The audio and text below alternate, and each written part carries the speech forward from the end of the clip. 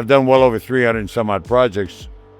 A true artist goes, I said it in a panel yesterday, true artist goes from here through a medium and into the audience's mind with the least amount of distortion.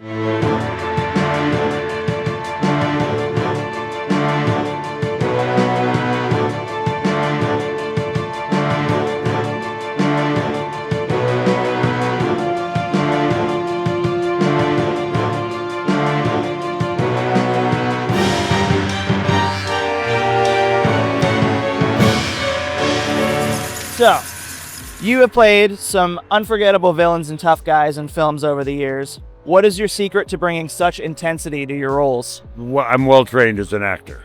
Do you do anything to prepare yourself to kind of get in a certain zone? I'm well trained as an actor. Look, anyone can create an emotion.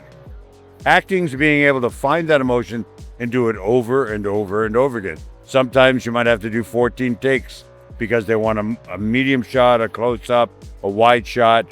They want to have maybe a roving crane shot that comes down and finds it and goes up because they cut it all together. You have to find something, but you also have to recreate it over and over and over again. That's what the training's for.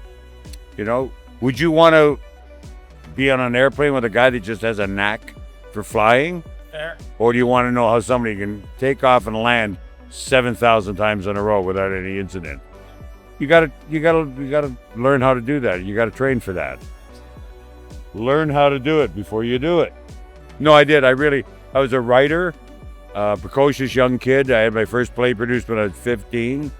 I took acting lessons when I was 19, 20 to improve my writing ability. It blew me away. I was seeing a play one night, and it was a William Saroyan play. It was a one-act play called Hello Out There, and the actor on stage gets to say, as dialogue in the play, hello out there. He's in a cell, a holding cell.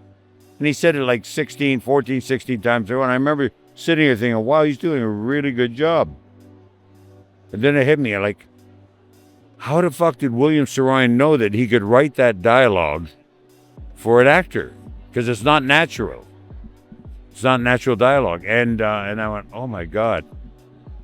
So I took acting lessons to hone my writing. And I ended up writing, directing, producing.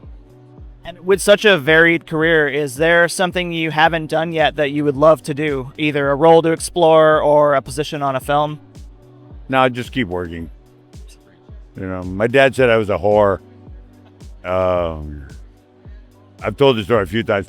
My dad lived upstairs, upstate. I'm from Canada, up in the province of Ontario, a little town called Apsley. And he only got one station, the CBC North, you know. So we got him years ago, I got him a big screen TV and a VHS. And I gave him a few of my films, and I saw him a couple of months later. I dropped in, and I said, what'd you think? And he went, wow. He's very well read, grade 3 education, but very, very well read. He said, you're a bit of a whore, aren't you? And I went, what? And my brother and I were standing there, and he said, I mean, doesn't mean you're bad in bed. And I went, what? And my brother leaned over and said, he's trying to give you a compliment, Michael. And I went, oh yeah, Dad. And he went, oh. And went back to reading. Yeah. And it took me a while to realize he's absolutely true. You know, I pretty much will lend myself out to a situation, do the best I can, and move on. I love working with first-time writers and directors. My choice is the way to work is first the script, then the people that are involved, then the location, then the money. You know, if it's a good script, I'll talk to the people and find out who's involved. Because most people who have worked with me want to work with me again. You know, film and theater is. You ever heard the adage, it takes a village to raise a child? Of course. It takes a village to make a movie or a Broadway play or something like that. There's no one entity that wills it to happen. Though I've done well over 300 and some odd projects. A true artist goes, I said it in a panel yesterday, true artist goes from here through a medium and into the audience's mind with the least amount of distortion. Paul Verhoeven I see as an artist. Walter Hill, an artist. Rob Barancano is he's not young anymore, he's in his late 40s, I think. He's an artist. I don't want to mention it anymore because the people I don't mention will get pissed off. Fair enough. You left me off the list. But they are very, very much in control of what they want and they know want. Most of the time, it's a group effort. I've had directors say they don't know how to direct, but they'll say, try this and this and this and this. They don't know what the fuck they're talking about. And I'll just do what I chose the first time to do it again, and I get a chance at it to make it more real. And they go, that's what I'm talking about. Because a good director will settle for something that's real over something that they might want to manufacture out of their own consciousness and stuff. Does that make sense? That makes sense. But basically, it's a circus business. Really learn how to do what you're doing before you go out. I think you definitely nailed it over the years, for sure. So with you having worked in horror, sci-fi, action, do you have a favorite genre that you find yourself most comfortable returning to? No, I just like well-written pieces of work. Genre is marketing. Look at Donald, I said it yesterday. Donald Pleasant said to me very early in my career, he said, if you kill a dog with a shovel and they make money off it, they only want you to kill dogs with shovels. So the dog might become Dame Edith Evans, the shovel might be a Bentley. But he says, so you have to take the risk if you want to branch out to do other things and do other characters.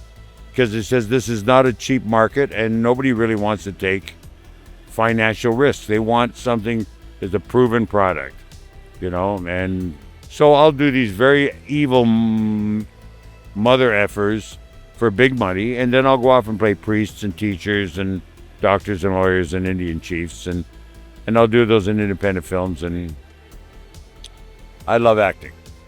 We love you and stuff. Seriously, it's always such a cool thing when you pop up, man. He has no pants on. That's true. I guess we can't really. Very well endowed, actually. There we go. I'm going to use this on my dating profile now. And lastly, with this being a Neill event, we're here celebrating practical effects. Do you have a favorite special effects moment from your career? Either. Here, look at. Let's clear this up. I'm here because Neill is a friend. I first worked with her in 1979 on the 18 when she was the head makeup artist on that. We've done things over the years together and stuff. She's a sweetheart. She's a professional. And most of the people are here because of V. She's worth showing up for. Do you have a favorite effect or creation of hers? No. Just about anything she does. Do you think The Lost Boys, Beetlejuice, take a look at her credits.